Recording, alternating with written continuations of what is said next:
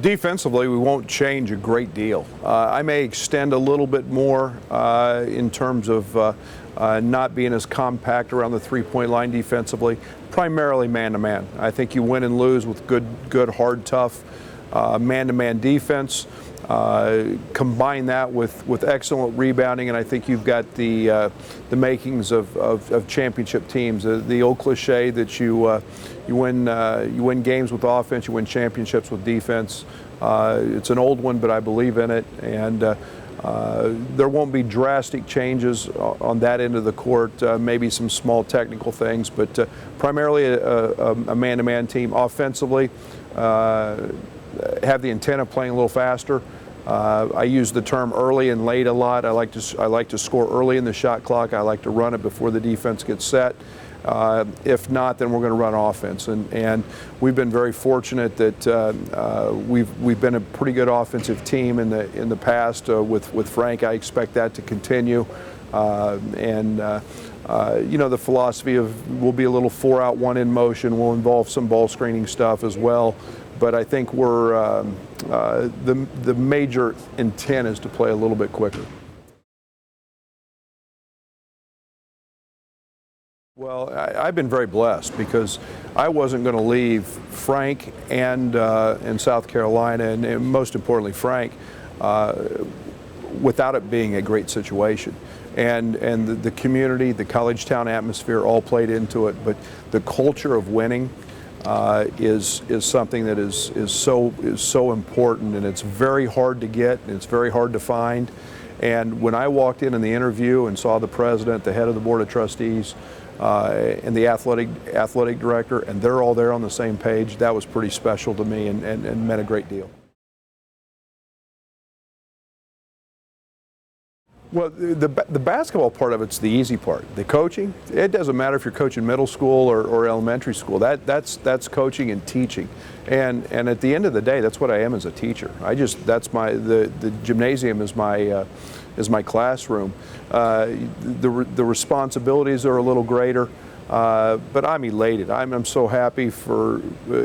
It's what you achieve to do is give yourself an opportunity to win games at the Division I level. It's the highest level. There's 367 or 47 maybe.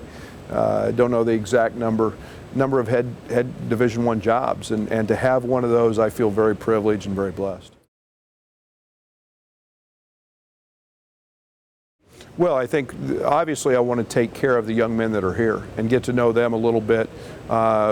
Basically, the end of April is the last time that we can actually leave campus to recruit. So I want to take advantage of that. There's some young men that have been signed to national letters of intent, communicating with them, trying to develop a relationship that they don't know me. So that'll be very important. But then as we move along, we'll delve into our staff and getting guys here, and we've got we're going to put a great staff together, and one that our players will enjoy and that will fit SFA as well as the town of Nacogdoches.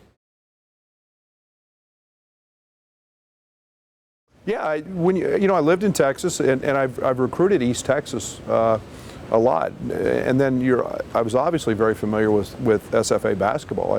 Stephen F.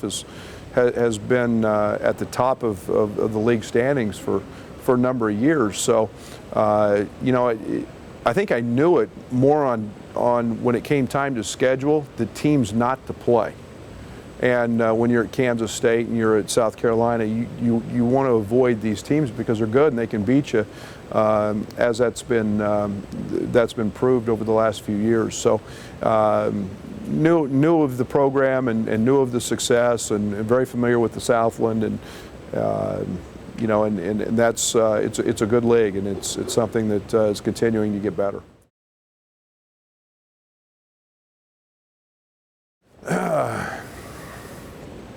3 days ago, probably no. NACOGDOCHES. Very good. You want me to spell Texas too? TX. There you go. There you go. Yeah, I've been married to be 25 years, be 26 this August. My wife is my biggest fan. She's my biggest critic, best friend. Being a coach's wife is not easy, so I'm very happy for her. It's something that she's ridden the journey with me, and 3 wonderful kids, which Susan has done a great job of raising, it, with kind of an absentee father as we are in the coaching business. But I've got a son who's 16, Tyler, sophomore in high school, and then I've got 2 girls that are 7th and 5th grade. They're all excited and look forward to getting to town to meet new friends and start their school and their athletic endeavors here as well.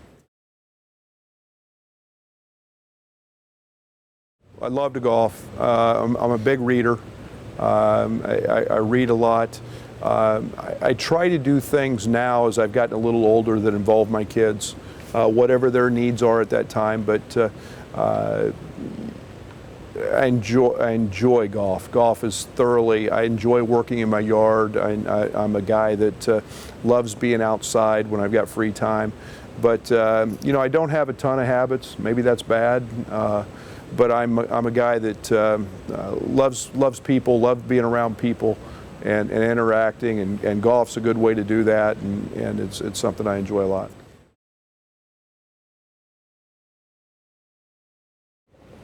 Boy, golf, because it gets me outside every day.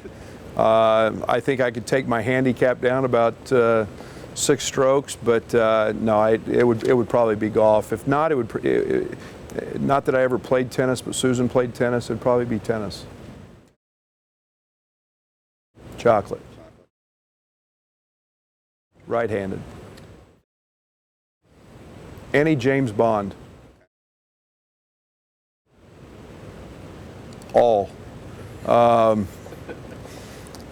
No, I think you can tell my roots. I'm Midwest, Kansas boy, and a great steak, baked potato, little salad. That's my last meal. Country. Like favorite artist, country artist. Kenny Chesney. I just went to Taylor Swift. How about that? On purpose? I had to take my 2 daughters. So no. It's the idea of 19,000 shrieking teenage girls, but country and Kenny. I will see Kenny Chesney on the 4th of May in Columbia.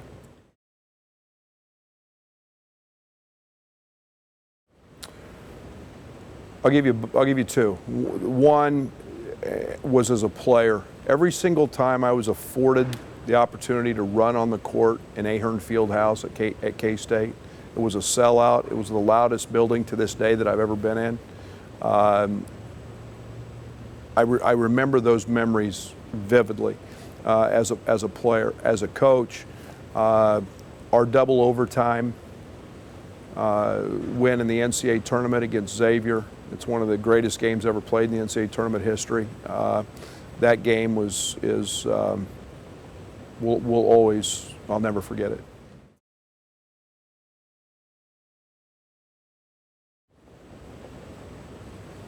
Michael Beasley would be right up there, just for the simple fact that he was so talented, and he taught me the difference between being good and great.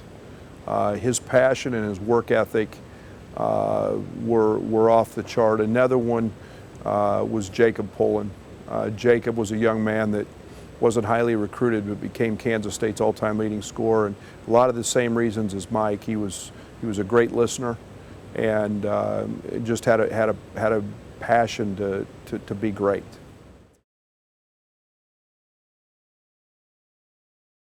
On. Always. 90% of the time, unless the building's really hot.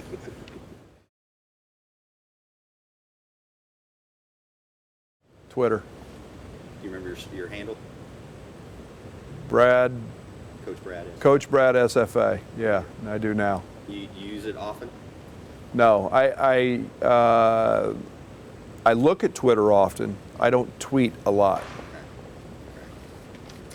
I will tweet though about the press conference and that I'm the new coach here now.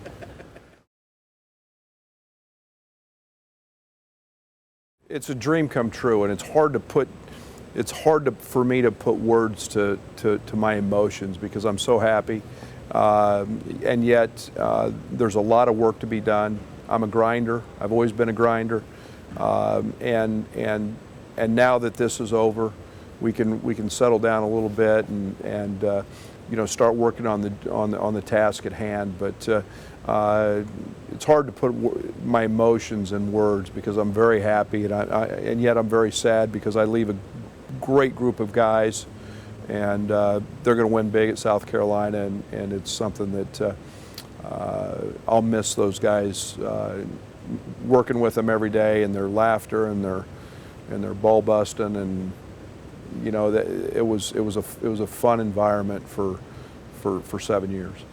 Axe 'em Jacks, baby.